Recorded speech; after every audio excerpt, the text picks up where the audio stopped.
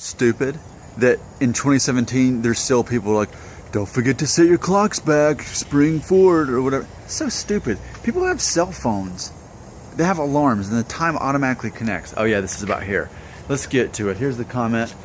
And ooh, we got a new one here. Cade Peak. I like your name, Cade Peak. That just sounds like you should be like somebody on like a TV show. That's a good name there. Okay. Video I made was called Norwood 3. I keep my remaining hair to hide the fact I'm losing it. In other words, the paradox of me having this hairstyle just to downplay the fact that I am losing my hair. Okay, so here's what Cade said. Cade said, quote, I use the same hairstyle. I find myself not looking for mirrors anymore. I'm sure that sounds a bit weak. Do you find yourself looking for mirrors in public places? End quote. You know what? I like this. I like the honesty in this comment. So thank you, Cade. Know that you're definitely welcome here as part of the Brotherhood of the Hair Loss. I like the honesty, and I don't see anything weak about it. In fact, I see something strong and proactive about it. I've said several times in my videos that it's not so much the fact that we're losing our hair, and there's no shame in that. What we can do is we can focus on what we can control, and I think it's definitely important. Physical presentation on what you can control is big with me. I've said before, I try to be the nicest dressed man in the room, and you know, hey, we're losing our hair. That's fine. Let's just do the best we can with it and have a good appearance of that. So as far as looking at mirrors in public places just to kind of make sure that you look nice and presentable, absolutely I'm in favor of that. And I say no shame. I see no weakness in that. Here's a funny thing that I will do too. Since we're being honest and that's what we do here,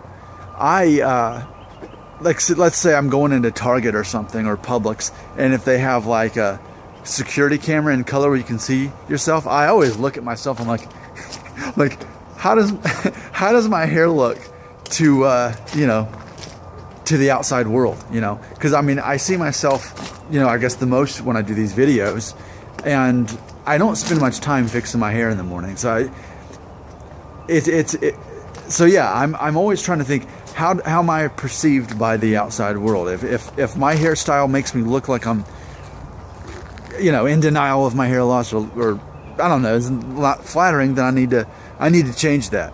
So thank you, and I'm glad you can relate to that. But I'm going to say there's no shame in looking at mirrors. Now, it kind of goes back to Italian culture. I think it was on one of Anthony Bourdain's shows that he was talking about how men will unashamedly, if they're in like a public restroom, they're all just standing there, they're touching up, they're fixing their hair, they're doing whatever, and that's normal there.